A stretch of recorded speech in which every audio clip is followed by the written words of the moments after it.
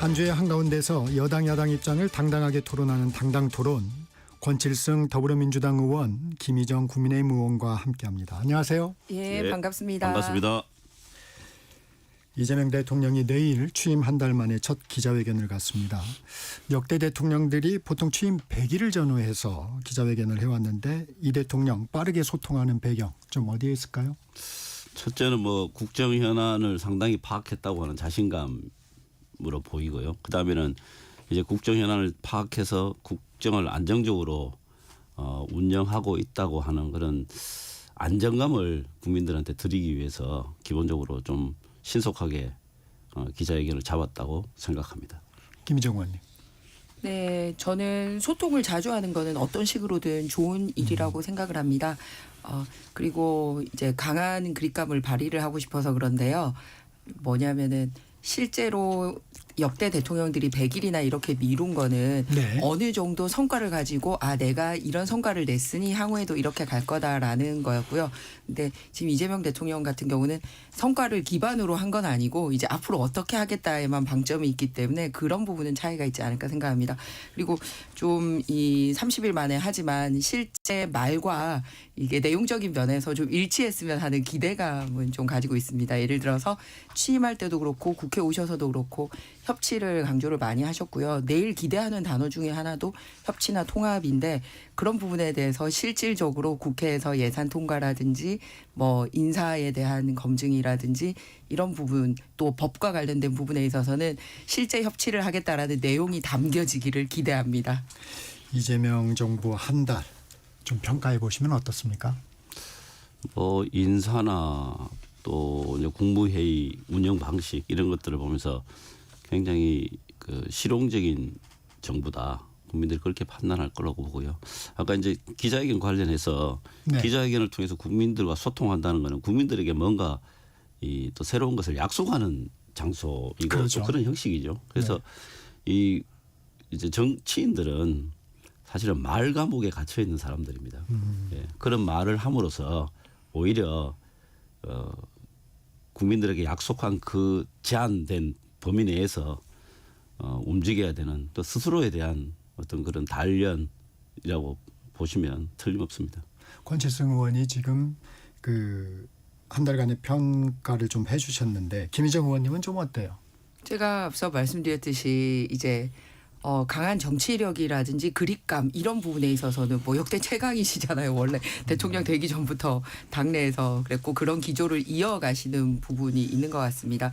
그런데 재차 말씀드립니다만 실제 협치나 국정 파트너로 인정하거나 이런 부분에 있어서는 좀 미흡한 부분이 있지 않나. 예를 들어서 1호 법안이나 이런 거는 이제 국정 철학을 단면적으로 드러내야 되는 법안인데 정치적으로 관련된 특검법 이런 걸로 이 지금 현재 야당을 탁 치는 이런 법안을 1호 법안으로 가지고 오지 않았습니까? 경제 법안이 아니라.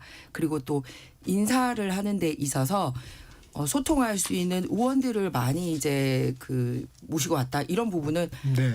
좋게 얘기하면은 정치적인 그립감 가져가면서도 국회 상황을 잘 아는 분들이랑 이렇게 하려고 하는 거 아니냐라고 생각을 할 수 있는데 실제 뚜껑을 딱 열어보면 인사 기준을 발표를 아직 안 하셔서 그런지 좀 다양한 문제점이 막 드러나고 있습니다. 세금 탈루하신 분들도 그렇고 재산 형성 과정이 투명하지 않으신 분들도 그렇고 이해 충돌이 명확해서 재산 증식하신 분들이나 이런 분들이 드러나고 있어서 이런 부분에 대해서는 조금 아쉬운 부분이지 않나. 오히려 나는 어떤 인사를 하겠다라는 기준을 명확하게 하고 그리고 정말로 민생을 하겠다라고 얘기하면 나는 이런 정치 법안이 아니라 경제 법안 이런 법을 내밀겠다. 이런 식으로 실제 말과 국회에서 보여주시는 행동이 좀 일치해서 가면 좋지 않을까라는 말씀을 드립니다. 권칠승 의원께서는 실용 인사를 좀 보여주고 있다 이렇게 평가를 했는데 국민의힘에서는 계속 인사 기준이 좀 있었으면 좋겠다 이런 얘기를 합니다. 권칠승 의원님. 예, 그런 인사라고 하는 거는 그 관점이나 또 여러 가지 그 차원에서 다르게 이야기할 수가 있는 겁니다. 기본적으로. 그런데 인사는 향후에 그 사람들이 어떻게 하느냐라고 하는 거를 보면서 판단하는 게 맞고 특히 이제 새롭게 정부가 출범한 지 이제 내일 되면 한 달이지 않습니까?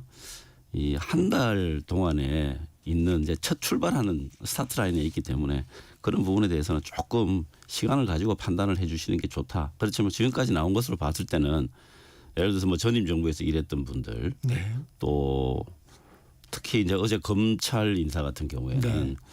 상당히 우려를 표명하는 그런 이제 의견도 있지 않습니까? 그렇지만 아마 어떤 실용적 측면, 그러니까 실무적인 능력이라든가 향후에 검찰 개혁과 관련해서 좀 실무적으로 해결해 나갈 수 있는 그런 부분들을 높이 사지 않았나 그렇게 생각합니다. 이런 게 앞으로 저 인사에도 또 현재까지도 그렇고 여러 가지로 적용될 것이라고 보고 있습니다. 인선 얘기는 조금 있다가 또 더 해보겠습니다. 네.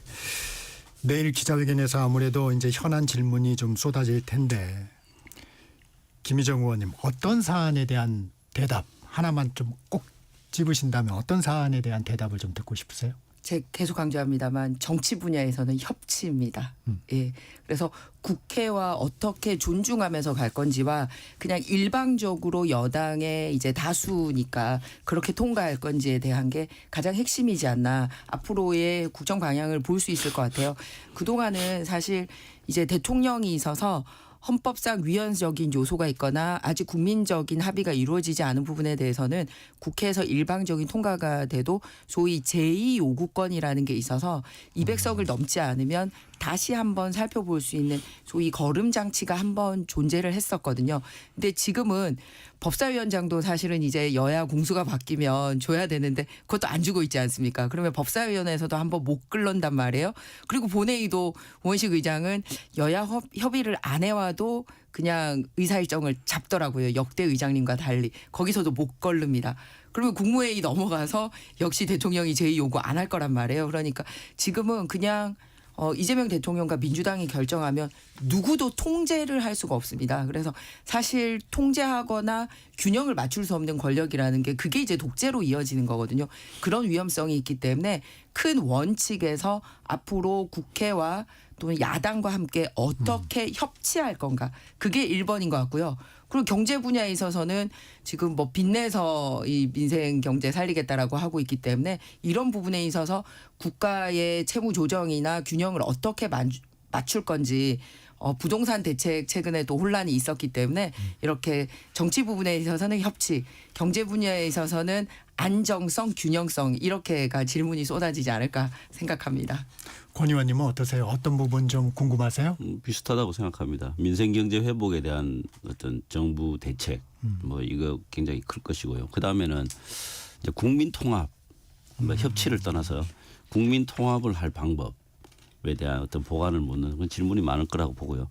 방금 김희정 의원님 말씀하셨는데 협치 문제는 지금 상당히 진행이 되고 있습니다. 예를 들면 취임하자마자 야당 지도부들을 이제 대통령실로 그렇죠. 초청을 네. 해서 이런저런 대화를 나누고 또 지금 정무수석도 야당과 굉장히 원활하게 빈번하게 소통을 하고 있죠. 그래서 이거는 뭐 전임 정부에서 전혀 보지 못하던 그 모양새 아닙니까? 그래서 향후에도 이런 기류는 계속될 것입니다. 그래서 이런 것들이 쌓이면 그게 협치로 성과가 나타나는 것이다. 그래서 약간의 좀 히스토리, 약간의 히스토리가 좀 필요하다. 지금 이제 그런 전제들이 그러니까 만나서 대화하는 이런 전제들이 지금 계속 진행되고 있는 과정이다. 머지않아서 이제 진짜 바라는 협치의 모습들이 나타날 것이고 또 협치가 잘 되기 위해서는 야당의 협조도 사실은 많이 필요합니다. 그래서 그런 부분들에 대해서 좀 더 소통하면서 정치가 복원되는 국회가 되기를 바랍니다. 김희정 의원님 일단 스킨십은 좀 강화되는 분위기입니다. 네, 저는 정말 빠른 시간 내에 야당 지도부를 초청을 한 거나 국회에서 이제 추경안이 상정되자마자 바로 와서 직접 스피치를 하신 부분 그런 형식적인 부분에 있어서는 높이 평가합니다. 그런데 내용적인 부분에 있어서는 이 대통령이 본심을 못 숨기는 게 드러나요. 예를 들어서 김용태 비대위원장이 이제 네. 김인석 총리 후보가 상당히 문제가 있다. 재고해달라고 얘기를 했더니 뭐라고 얘기했다고 하냐면 아무리 당신이 젊은 정치인이지만 털면 당신은 뭐 안 나올 것 같냐. 사실상 협박이거든요. 그냥 젊은 정치인 한 명의 자격으로 간 게 아니라 야당의 공당의 대표로 간 사람에게 뭐 같이 협조해 달라라는 일반적인 제도적인 얘기를 한 게 아니라 당신은 털면 안 나올 것 같아라는 개인적인 협박성으로 이렇게 했다라는 건 굉장히 심각하게 보여집니다. 그리고 두 번째는 국회에 나오셔서 이제 추경안 예산 설명을 할 때 야당과도 인사를 나누고 이런 거는 굉장히 좋았어요. 그런데 원래 대통령들은 이렇게 정해진 원고 스크립터 보면서 하잖아요. 그런데 스크립터 없던 내용 중에 넣은 게 있습니다. 국민의힘을 쳐다보면서 물론 국민의힘은 이 추경안에 반대하시겠지만요. 이런 식의 애드립을 넣으셨어요. 그러니까 반대가 아니고 그때 삭감을 좀 하겠다는 그 얘기 아닌가요? 네, 아니 뭐라 해야 돼? 이 안에 대해서 뭐 국민의힘은 반대하시겠지만요. 이런 식의 애드립을 넣으셨어요. 그게 사실은 어떻게 보면 조롱하는 걸로 들리거든요. 왜냐하면 이 추경안에 대해서 진지하게 논의를 하고 세부 세팅을 어떻게 구체적으로 할 건지에 대해서 논의를 하러 온 자리에서 어차피 당신들은 반대할 거잖아. 이거를 대통령이 원고에 없던 말을 굳이 야당석을 향해서 애드립으로 섞어서 이런 말을 하는 게 좋아 보이냐. 그래서 직접 국회에 나오시고 식사도 하고 다 좋지만 조금 더 열린 마음으로 상대를 대해주시지 않는 게 그런 김용태 위원장을 향한 말 야당을 향한 애드립 이런 데서 본심이 드러나지 않나. 그래서 그런 것까지 진정성을 가진다면 이런 모양새와 마음이 일치해서 간다면 훨씬 더 좋지 않을까 이렇게 생각합니다. 협치에 대해서는 분명히 좀 시각차가 있어 보입니다. 이재명 대통령 어제 국무회의를 주재했는데 국무위원들을 향해서 임명된 권력은 선출 권력을 존중해야 한다고 얘기를 했습니다. 국회 존중을 강조를 했는데 이건 어떤 의미가 담긴 것으로 해석하세요? 이 부분은 굉장히 중요한 이야기죠. 대한민국이 민주공화정이라고 하는 이 권력 디자인을 가지고 있는 나라인데 거기에 대한 근본적인 이야기를 한 거죠. 뭐 이제 이준숙 방통위원장과의 뭐 관계에서 이런 이야기 있는데 그런 거는 저는 오히려 지엽적이라고 봅니다. 이 이야기를 되새겨 보면은 임명직 공무원들, 우리나라 임명직 공무원들이 임명되는 과정이 뭐 여러 가지 방식들이 있습니다. 대다수는 이제 시험을 치는 경우고 뭐 면접을 보기도 하고 이런 등등이 있지만 임명직 공무원들 중에서 그 자기네들이 사용하는 그 권한을 선출직으로부터 위임받지 않은 사람이 없습니다. 만약에 그게 있다면 그건 뭔가 잘못된 거죠. 그래서 본인들이 가지고 하는 어떤 재량권, 그 권한이라고 하는 게 어디에서부터 나왔는지를 분명히 생각해야 됩니다. 그런데 지난 정부의 그 내각들 또 정부위원들이 국회에 나와서 국회의원들에게 대하는 태도, 근데 국회의원들이 잘나고 못나고 뭐 실력이 있고 없고 이런 거를 따지는 게 아니지 않습니까? 그 국민들로부터 직접 선출된 그 권한을 위임받은 사람들에게 대하는 태도가 그 완전히 국민을 무시하는 태도였거든요. 그래서 그런 것들에 대한 어떤 좀 조심하는, 그걸 존중하라는 이제 그 이야기였고, 그것은 지금 사실 국무회의를 하는 분들은 이제 앞으로 국회에 나올 일이 뭐 거의 없잖아요. 한두 번 정도 나오면 이제 퇴임을 하시는 분들이 대다수인데 아마 새로 나오는 사람들, 새로 내각으로 구성되는 사람들에게 던지는 메시지 의미도 굉장히 크다고 생각하고, 이 국민들이 정치라고 하는 것에 대해서 기본적으로 한번 생각해 보게 하는 의미 있는 이야기였다고 생각합니다. 김희정 의원님은 어떻게 보셨어요? 저도 지금 말씀하셨듯이 새로 내각을 향해서도 이 기조를 이어간다면 상당히 좋은 생각이라고 생각을 합니다. 그런데 하필이면 그 말씀을 하신 자리가 지금 이제 국무위원들을 향해서 굳이 그런 말씀을 하신 게 약간 경고성 의미도 있지 않나라고 해석할 소지가 있다라는 말씀을 드리고요. 그리고 또 하나는 상호 존중에 대한 얘기도 같이 되면 굉장히 좋을 것 같아요. 예를 들어서 이재명 대통령 같은 경우는 대통령 되시기 전에 이제 법무부 장관이 본인이 째려봤다는 이유로 탄핵 그 사유에 넣었던 적이 있거든요. 법무부 장관을. 민주당. 예, 민주당이. 그래서 이런 거는 사실 상호 존중의 정신이 살았으면 좋겠다. 그리고 국회 존중이라는 말은 국회의원 개인에 대한 존중이 아니라 그분들을 뽑아준 이제 국민에 대한 전체 존중의 의미를 가지고 있거든요. 그래서 본질적인 의미를 잘 살렸으면 좋겠다는 것과, 만약에 새로운 그 이재명 대통령이 직접 임명한 이 새로운 내각을 향해서 그런 말씀을 적용시키고 싶다면 지금 후보자 단계에서부터 자료 제출이나 개인정보 동의나 이런 거를 성실하게 하는 게 이 말의 의미를 가장 처음부터 살릴 수 있는 방안이지 않은가 그렇게 생각을 합니다. 그런데 그 법무부 장관을 째려봐서 탄핵했다는 건 사실과 다르고요. 그 행위 자체가 사실 아까 이야기했던 그 이야기와 연관시켜 보면 네. 국민 주권이라고 하는 대한민국의 기본적인 질서를 무시한 거죠. 실제 우리가 내용을 뜯어서 이야기를 해보면. 그래서 뭐 겉으로 드러난 행위들 이런 걸 가지고 트집을 잡아서 이야기하기 시작하면은 협치라는 게 불가능합니다. 그 우리가 이제 일반 사람들 같은 경우도 다툼을 때 주먹 다짐까지 가는 다툼이 있더라도 왜 싸웠는지를 사실은 이렇게 파고 들어보면 아주 사소한 걸로 이게 그렇죠. 싸우게 되거든요. 그래서 그 정치도 마찬가지입니다. 그래서 사소한 것들에 대해서 트집을 잡아서 이야기하는 것은 저는 좀 상호간에 자제하는 게 맞고 본질적인 내용 이런 것들에 대해서 논쟁하고 이야기하고 좀 더 진지해질 필요가 있다고 생각합니다. 지금 우리나라 정치가 거의 뭐 예능 수준으로 전락했기 때문에 좀 더 진지한 내용을 가지고 이야기하는 그런 것도 협치의 아주 중요한 요소라고 봅니다. 이재명 대통령 그 부동산에 대한 인식도 밝혔습니다. 이제 우리 자산의 부동산 쏠림 현상 이 부분을 좀 지적을 하면서 이 금융시장으로 이게 좀 돌아오게 하는 부분을 강조하고 있습니다. 두 분의 의견은 좀 어떠세요?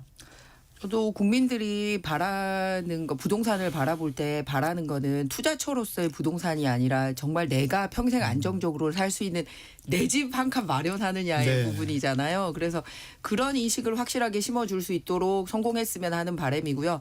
그런데 부동산 첫 번째 정책을 발표하는 과정에 있어서의 혼선이 오히려 부동산 시장의 불안정성을 부추긴 것 같아서 그런 혼선이라 하시면 거는 이제 발표한 지 1시간 만에 이거 대통령실 의견 아니다라고 얘기했었거든요. 대통령실의 반응. 그 주택담보대출 상한선을 이제 6억 원으로 한다 수도권에 이렇게 네. 했는데 1시간 만에 대통령실에 이거 대통령실 입장 아니에요 이렇게 얘기를 한 적이 있습니다. 그래서 우리나라 정책 중에 되게 안정성에 굉장히 민감한 게 이 부동산 정책하고 교육 정책이거든요. 네. 이렇게 어떻게 바뀌냐에 따라서 득보는 사람과 손해 보는 사람이 많고 그 횡재하거나 이제 오랫동안 고생했는데 폭망하는 사람이 생기는 부분이기 때문에 안정성이 굉장히 요구가 됩니다.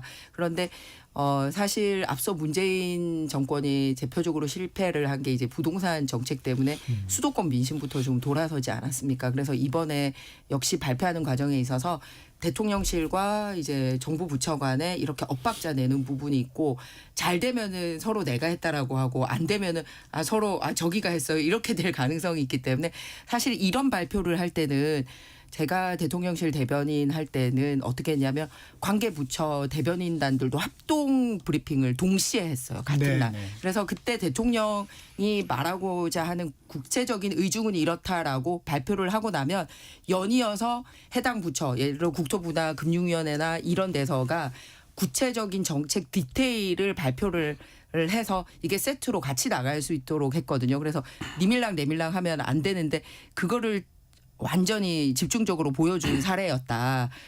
그리고 두 번째는 기왕 부동산 얘기 나와서 그러는데요. 일괄 이런 정책을 해버리니까 실제 투기하시는 분들 말고 생애 첫 주택을 마련해야 되는 실수요자들에 대한 이런 세밀함이 좀 부족했다라는 얘기가 나오고 있거든요. 동계산 부분에 있어서. 부동산 문제가 참 어려운 것 같아요. 어떤 부분을 한쪽을 좀 집중적으로 보면 또 다른 풍선 효과가 있고 그래서 네. 부동산 대책이 참 어려운데 지금 말씀 나온 김에 첫 부동산 대책 좀 어떻게 보십니까? 예, 뭐 부동산 대책 내용보다 뭐 혼선이 있었던 것만 길게 이야기하셔가지고 좀 그러네요. 내용 말씀하시면 저도 내용 얘기하겠습니다. 네. 당연히 뭐 혼선이 있었던 거는 뭐 사실이죠. 그런데 이제 아직 국정 이제 관리하는 시스템이 기본적으로 아직 좀 안착이 덜 돼 있을 겁니다. 부처 간의 연락이라든가 대통령실과 원활한 소통 뭐 이런 것들은 어느 정도 이제 사람과 사람도 알게 되고 여러 가지 이제 이런 약간의 시간이 좀 필요하죠. 그래서 이번에 뭐 약간의 혼선이 있었고 또 대통령께서도 인정을 했잖아요. 그러니까 권 의원님도 수석 대변인을 네, 했었습니다. 네. 예.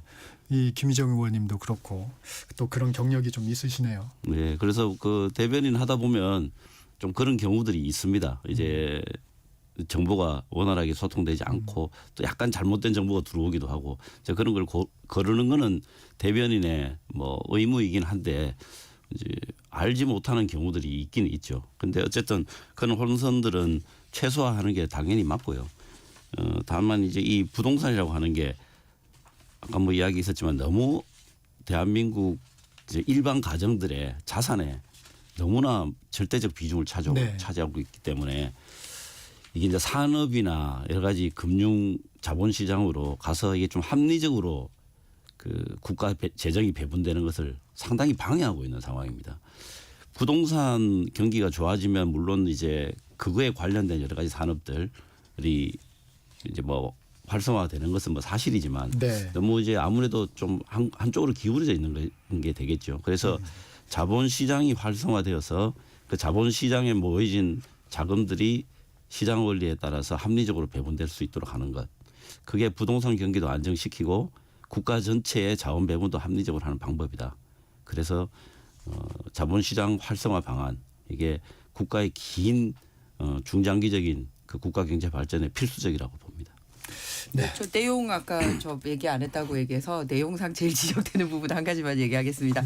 이제 주택 담보 대출의 상향을 막아서 이제 투기를 하지 않도록 하는 큰 취지 공감합니다. 그런데 뭐냐면 실제 현실적으로 대비할 수 있는 그게 없다 보니 현금 가지고 있던 사람만 대박나게 만든 거예요. 예를 들어서 지금 서울의 부동산 평균 가격이 14억 6천만 원인데 뭐 처음 주택 구입하시는 거나 뭐 아무 무주택자나 이런 구분 없이 일괄적으로 하다 보니까 6억만 해주면은 그러면 현금 8억 6천을 들고 있지 않은 사람은 아예 이제 주택 시장에 뛰어들질 못하는 이런 부분이 있습니다. 그리고 공급 대책이 같이 발표가 안 됐어요. 그래서 이런 디테일을 다듬어서 발표를 할 필요가 있다라는 말씀을 드립니다.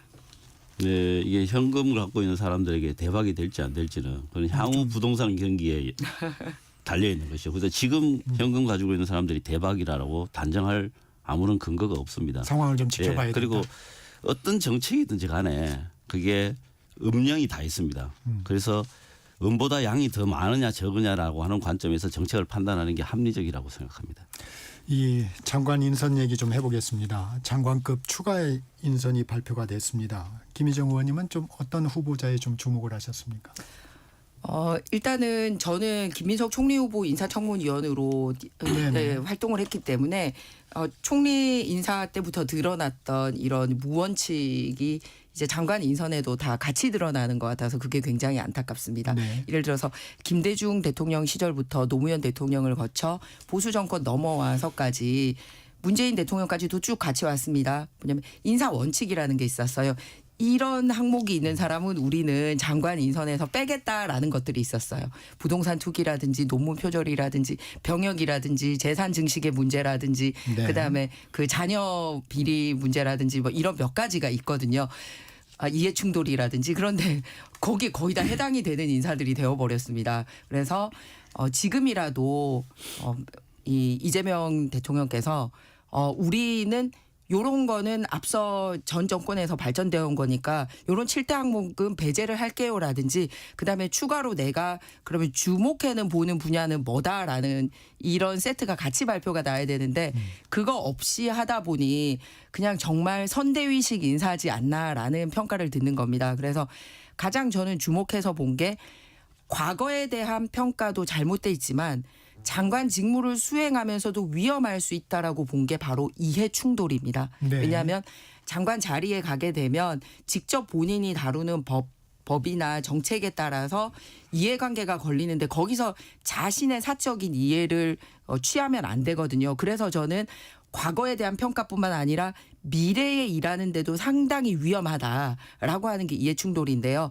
예를 들어서 이제 정동영 장관 같은 경우가 네. 본인이 국회의원 된 다음에 이제 태양열 관련돼서 그 진흥하는 법안을 조금 냈는데 요약해 주시면요. 예, 본인 가족이 그 사업을 오랫동안 하지 않았습니까? 이런 부분이라든지 또 외교부 장관 같은 경우는 경제수석실 가 있을 동안에 가진 대통령실로부터의 정보를 가지고 도로를 매입했는데 뉴타운에서 바로 가족이 일주일 만에 10억 뻥튀기를 한 부분이라든지 그다음에 그 부분은 아직 의혹이죠. 이제 예, 내부 그러니까 정보를 했는지는. 네. 예, 그러니까 뭐 현상적으로 드러난 걸 얘기하는 네. 겁니다. 보건복지부 장관 같은 경우는 공익 방역하자고 얘기해놓고서 가족이 손소독제 하는데 투자했다가 마스크 투자했다가 방역 키트 투자했다가 한쪽은 그거 수습하느라고 바쁜데 공익 방역하라고 이런 거 사라고 해놓고선 그 부분에 주식 투자를 한 부분이라든지 그리고 재산 신고가 이런 부분이 누락된 부분이라든지 이런 거는 명백하게 이해 충돌입니다. 그래서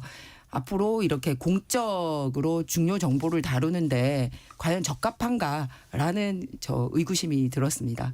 권칠승 의원. 네, 어떤 인물에 주목했냐는 질문인데 질문과 답변이 좀 안 맞는 것 같습니다. 한 명만 찍을까요? 저는 지금 말씀하시는 거는 뭐 청문회를 통해서 객관적인 뭐 사실 근거에서 야당에서 검증해 주시면 좋겠습니다. 저는 이번 전체 인선 중에 좀 눈이 가는 네. 그 인선은 국방부 장관입니다. 음. 네, 뭐 대한민국이 그 군대에 대한 국방부에 대한 문민 통제라고 하는 새로운 실험을 이제 해보는 네. 그런 아주 역사적인 굉장히 큰 의미가 있는 인사였다고 생각하고요. 최근에 인사 중에서는 법무부 장관 인사, 법무부 장관. 예, 법무부 장관 인사가 굉장히 눈에 띄었고 차관급이지만 봉욱 민정수석. 민정수석. 예, 저는 뭐 이 세 분이 굉장히 그래도 좀 주목할 만한 어떤 인사고 이재명 대통령의 인사 스타일을 사실상 가장 강하게 보여주는 대목이 아닌가 싶습니다. 법무장관과 민정수석에 대한 인선은 어떤 부분 때문에 좀 그렇게 보십니까? 검찰 개혁이라고 하는 게 민주당이 선거를 하면서 또 야당일 때도 가장 강력하게 주장한 사실상의 1호 공약이나 다름없는 예, 뭐 그런 내용이었는데 그러면 보통 굉장히 좀 과격하거나 또 완전히 대척점에 서 있던 사람들이 그런 자리에 가지 않을까 이렇게 예상을 많이 하셨을 겁니다. 그런데 실제로 이제 뚜껑을 열어놓고 보니까 아주 대표적으로 온건파 예, 사람들을 그 가장 중요한 검찰계의 가장 중요한 위치에 지금 이제 임명을 했죠. 그런데 이제 이 내용을 보면은 아주 온화하고 합리적 성품이지만 그 타겟을 놓치지 않는 그런 인물이 아닌가 이런 생각이 들어서 조금 그 뭐 제도를 바꾼다고 해서 검찰 개혁이 끝나는 게 아니지 않습니까? 제도를 바꾸고 난 이후에도 그 제도에 맞는 현상들이 수렴되기 위해서는 상당한 많은 노력과 합리적 그 선택, 의사 결정 이런 것들이 필요한데 네. 그런 것까지 염두에 두는 인사라고 생각합니다. 이 검찰 개혁을 이끌 투톱에 대한 인사 얘기해 주셨습니다. 김정 의원님은 어떻게 보셨어요? 저도 정성호 의원님은 대체로 국회에서 좀 합리적이고 온건한 분이라는 평가를 받고 있습니다. 상대적으로 지금 민주당의 당대표 하시려고 나왔던 전 법사위원장이나 원내대표 같은 경우는 검찰개혁 관련돼서 그냥 당내 합의도 안 된 거를 막 이제 표심을 생각해서 그런지 던지는 분위기 반면에 정성호 후보자 같은 경우는 온건한 분으로 알려져 있습니다. 다만 걱정되는 지점이 하나가 있어요. 뭐냐면은 좀 뭐라고 얘기를 했냐면 김용태 전 이제 비대위원장이 대통령 만난 자리에서 역시 뭐라고 했냐면 그러면은 대통령이 된 다음에 이런 식으로 재판 미루면은 그럼 임기 끝나고 나서라도 재판 받겠다는 약속 해달라고 요구를 한 적이 있었거든요. 그랬더니 이 부분에 대해서 정성호 후보자가 서울대 동창회에서 한 말이 있습니다. 뭐라 그랬냐면 잠깐 쉬어갈까요? 네. 예. 저 당당 토론 잠깐 쉬어가겠습니다. 전하는 말씀 듣고 3부에서 뵙겠습니다.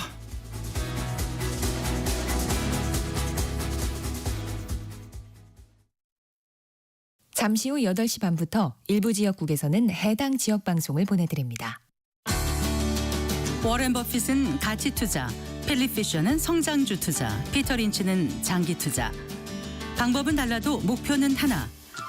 성기영의 경제쇼가 성공의 길로 안내합니다. 깊이 있게, 명쾌하게, 지금 이 시대 경제에 관한 모든 것을 알려드립니다. 평일 오후 4시 5분 성기영의 경제쇼와 함께하십시오.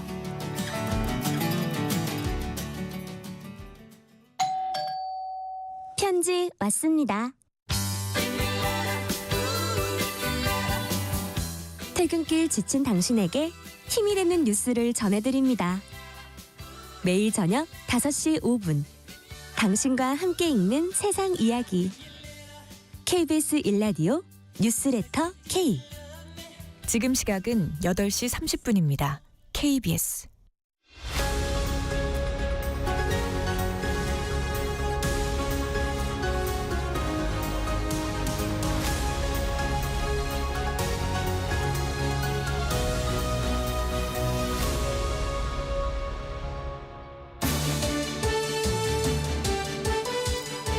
당당 토론 이어가겠습니다. 권칠승 더불어민주당 의원, 김희정 국민의힘 의원 함께하고 계십니다. 이 검찰개혁 관련해서 이어가겠습니다. 정성호 법무장관 후보자에 대한 평가하고 계셨는데 김희정 의원님 마무리해 주시겠습니까? 네, 정성호 의원님 성품이 이제 굉장히 좀 온건한 편이다라는 말씀을 저희가 나누고 있었거든요. 근데 성품만 믿기에는 이제 주변 상황이나 우려내는 발언이 좀 있었습니다. 김용태 위원장이 이제 대통령 임기가 끝나면 그러면 그때라도 재판을 제대로 받겠다라는 약속을 국민들한테 해달라라는 요구가 있었거든요. 이 부분에 대해서 정성호 이 후보자에게 입장을 묻는 게 있었습니다. 서울대 동창회에서 개최한 포럼에서. 근데 뭐라고 얘기를 했냐면요.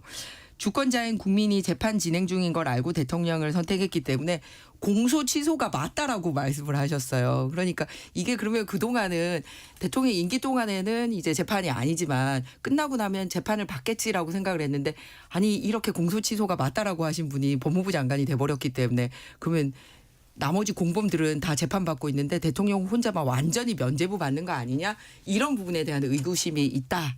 이 부분은 털고 가셔야 될 거다라는 말씀드립니다. 네. 근데 그런 거는 어느 자리에서 어떤 톤으로 이야기를 했는지 뭐 약간 가볍게 이야기했을 수도 있을 겁니다. 네. 그래서 그런 부분들은 좀 더 내용을 보고 진이다 아니다라는 걸 판단하는 게 맞는 것 같고요. 특히 이제 그 김용태 위원장이 재판을 다시 받겠다는 약속을 해라 이렇게 임기 이후에 네. 해라 이렇게 이야기를 했는데 그 뭐 인간적인 면을 떠나서라도 이 재판이라고 하는 거는 엄격한 사법 절차입니다. 누가 약속을 하고 안 하고 에 따라서 진행이 되고 안 되는 게 아닙니다.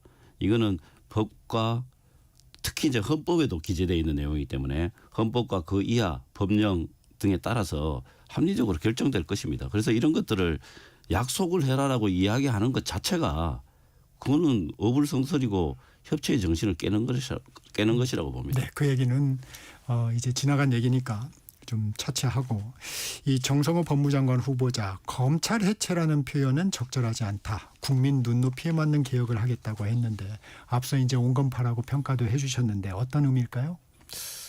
그러니까 이제 이런 이야기도 같이 있었죠. 검찰청이라는 이름을 계속 유지하기는 어려울 것이다. 이런 이야기도 했잖아요. 네. 그 이야기의 함의는 비슷한 그 이제 검찰청이라고 하는 그 단일 조직이 가지고 있던 여러 가지 기능들을 좀 나누어서 역할 분담을 하는 조직 분할을 하겠다라고 하는 의미로 받아들이면 거의 맞다고 생각합니다. 그래서 그런 제도를 통한 이제 개혁 먼저 하고 제가 조금 전에도 말씀드렸지만 그 제도를 통한 개혁은 어떻게 보면 지금 당장은 좀 쉽죠. 그렇지만 이게 이제 일반 국민들의 이제 형사사법 체계에 직접적으로 영향을 주는 거기 때문에 이게 상호간에 그 분화된 조직들 상호간에 아주 유기적인 관계, 합리적인 또 어떤 그런 그 관계들이 유지가 돼야 되는데 이 부분에 대해서 아마 국민 눈높이에 맞게 잘 해야 된다라는 의미로 저는 그렇게 받아들이고 있습니다. 권 의원님 하나만 더 여쭐게요. 정성호 법무장관 후보자는 이 국민이 불편하지 않게 하겠다. 그리고 야당과도 잘 협의하겠다. 네. 뭐 이런 입장을 밝혔는데 지금 민주당 당권 경쟁에 나선 박찬대 정청래 의원은 추석 전에 검찰개혁 입법을 마무리하겠다고 얘기를 하고 있습니다. 다소 좀 결이 달라 보이기도 합니다. 어떻습니까? 저는 입법을 완료하는 것 자체는 뭐 최대한 빨리 할 것이라고 봅니다. 그렇게 보고 또 그거 필요하다고 생각을 합니다. 이게 처음에 제대로 하지 못하면 이 제도를 바꾸는 것에 대한 엄청난 저항들이 있기 때문에 아마 목적을 달성하기가 어려울 겁니다. 저는 근데 실제로는 실제 문제는 그 이후에 있다고 봅니다. 기소와 수사를 분리해서 운영하는 나라들이 뭐 전 세계 대세이기 때문에 뭐 저는 그 부분 그 제도 자체가 문제가 있거나 어떤 불합리한 현상을 만든다고는 보지 않습니다. 그렇지만 이게 우리나라가 갑자기 제도를 바꾸는 거기 때문에 그것 때문에 나타나는 여러 가지 어떤 갈등이라든가 불합리한 모습들이 있을 겁니다. 그래서 이런 부분들을 잘 조정해 나가는 게 오히려 더 중요하다고 생각합니다. 이 문제는 좀 어떻게 보십니까? 네, 일단 그 정성호 법무부 장관과 사실 주변에 이 법무를 다뤄야 되는 사람들 간에 아까 인품이나 뭐 성격이나 강도가 좀 차이가 있다고 했잖아요. 근데 그 중심에서 좀 조절을 하는 게 잘 필요하다라고 얘기를 하고 싶은 게 민정비서관하고 법무비서관 그리고 네. 국정원 1차장까지도 이재명 대통령의 재판 변호인들이 다 가 있습니다. 그런데 이제 다 법무부 장관하고 같이 일하는 자리란 말이에요. 그래서 대통령실 안에 이런 대통령의 사법 리스크를 대단히 감싸고 싶어하고 검찰의 적개심을 가진 분들이 주요 보직에 가 있다라는 사실하고 또 심지어는 감옥에 가 있는 조국 대표까지 여기에 대해서 막 감나라 대추나라 하고 있고 지금 당 대표로 거론되시는 두 분도 그 강도가 상당히 셉니다. 그렇기 때문에 이런 주변인들로부터의 이 간섭이나 이런 거를 넘어서서 정말 헌법상 보장되어 있는 검찰이란 말을 없앨 수 없는 건 이제 헌법에 있기 때문에 그런 거거든요. 그걸 네. 잘 조정해내느냐의 주변인들과의 관계 문제가 하나가 있고요. 두 번째 부분은 법적인 문제에 있어서도 뭐냐면 지금 이제 국민들한테 일일이 제대로 설명은 안 됐습니다만 국가수사위원회 설치 같은 게 상당히 지금 위험한 법이거든요.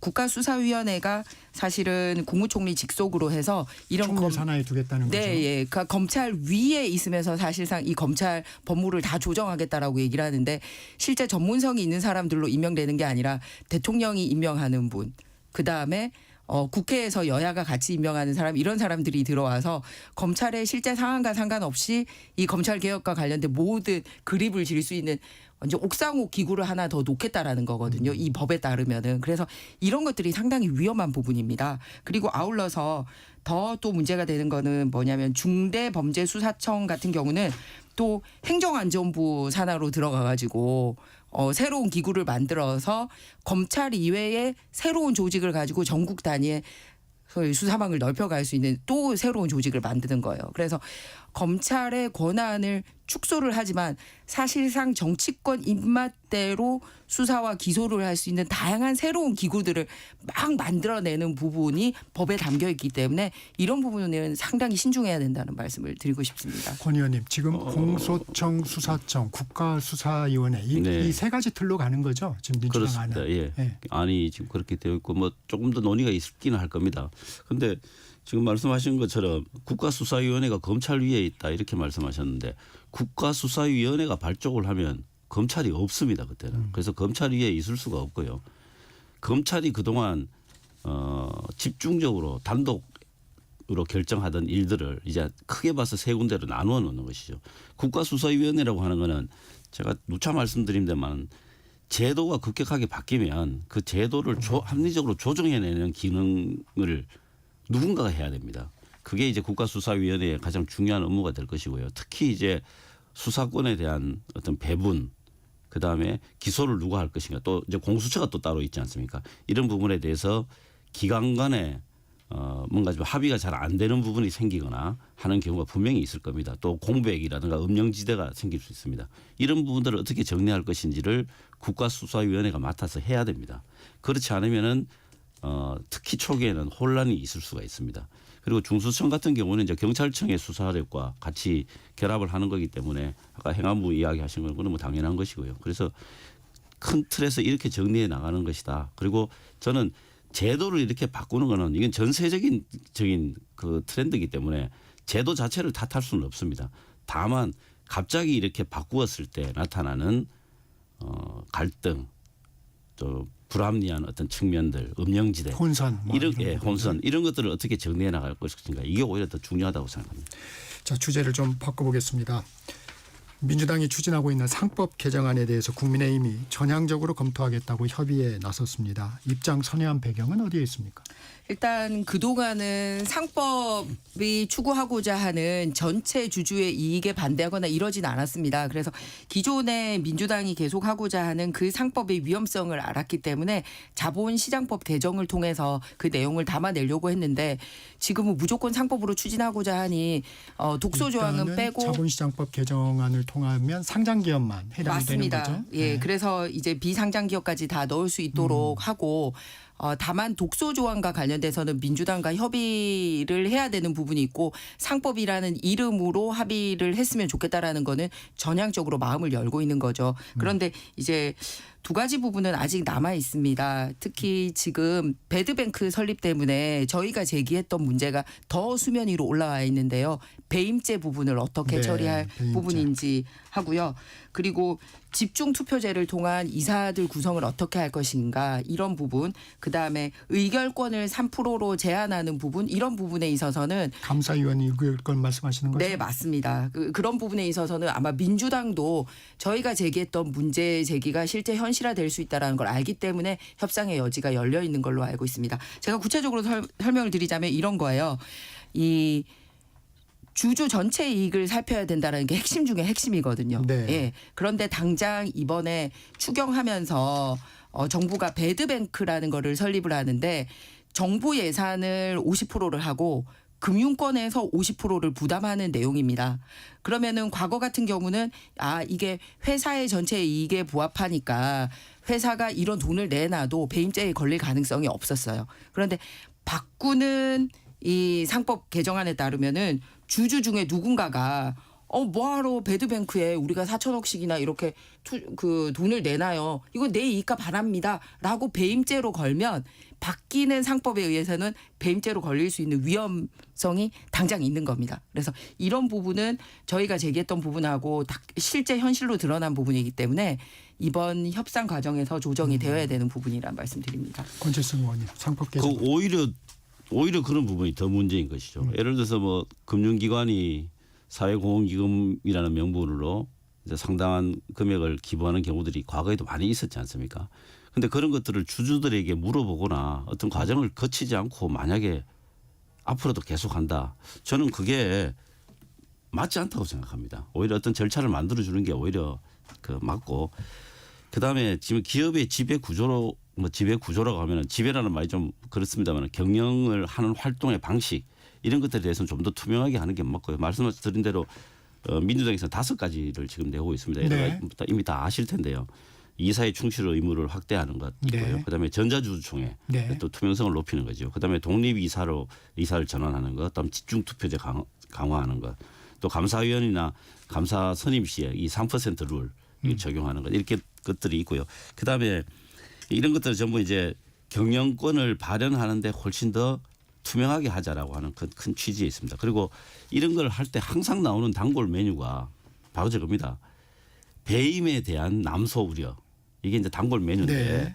지금 우리나라가 판례에 의해 가지고 나와 있는 게 있습니다. 경영 판단의 존중이라고 하는 그 확고한 판례가 있습니다. 그것에 의해서도 저는 뭐 상당수 혹은 거의 현재 수준으로 방어를 할 수 있다고 생각하지만 독일 상법처럼 이런 어떤 그런 합리적인 어떤 절차라든가 정보에 의해서 선의를 충실하게 이행한 경우에는 그 법적 책임을 묻지 않는 그런 뭐 명문 규정을 만드는 것, 이런 것들에 대해서 저는 얼마든지 가능하고 저는 개인적으로 동의하고 있습니다. 그래서 그런 보완 작용을 한다면 그 남수의 우려가 저는 뭐 씻을 수 있다고 생각합니다. 방금 보완 말씀하셨듯이 저희가 제기한 부분에 대한 보완인 겁니다. 예를 들어서 그 주주가 대주주나 소액 주주만 있는 게 아니라 행동주의 펀드라든지 M&A 작전 세력이라든지 이런 거를 경계하는 거거든요. 그래서 그 부분에 대한 보완을 하자고 했고, 아마 민주당이 권 의원님처럼 이렇게 열린 마음이면 다행이고. 아니 그거는 그다음에 이야기했습니다. 배임죄. 제가 요거만 말씀드릴게요. 예. 그 배임죄 자체에 대해서는 굉장히 그 부정적인 시각을 이재명 대통령이 갖고 네. 있습니다. 예. 네. 오히려 후보 그 시절에도 그랬죠. 배임죄는 없애야 된다는 정도까지도 생각을 하시는 분입니다. 그러니까 이제 다른 프레임으로 보실 게 전혀 아닙니다. 배임죄 같은 좀 경우는 협의가 될 수 예, 있을 것 당장 같네요. 이번이 이제 추경하는 데부터 당장 이번 정부가 해당이 돼 버리니까 그렇게 설명을 드렸습니다. 자, 이 부분은 좀 짧은 대답을 두 분께 따로 여쭙겠습니다. 추경 협상, 추경에 대해서는 야당 협조할 수 있는 거죠? 지금 정책적으로 그럼요. 함께 그러니까 하고 있고. 적극적으로 국회 들어가서 같이 하고 있는 거죠. 하루 만에 하려고 하는 거 저희가 이거는 진짜 심도 있게 하자라고 해서 겨우 이틀로 늘렸습니다. 권 의원님, 내일 네. 국무총리 임준환 네. 표결하나요?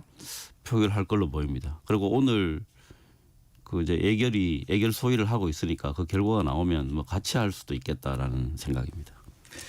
오늘은 여기까지 들어야 될 것 같습니다. 당당 토론 권칠승 더불어민주당 의원, 김희정 국민의힘 의원과 함께했습니다. 고맙습니다. 네, 좋은 하루 되세요. 네, 감사합니다.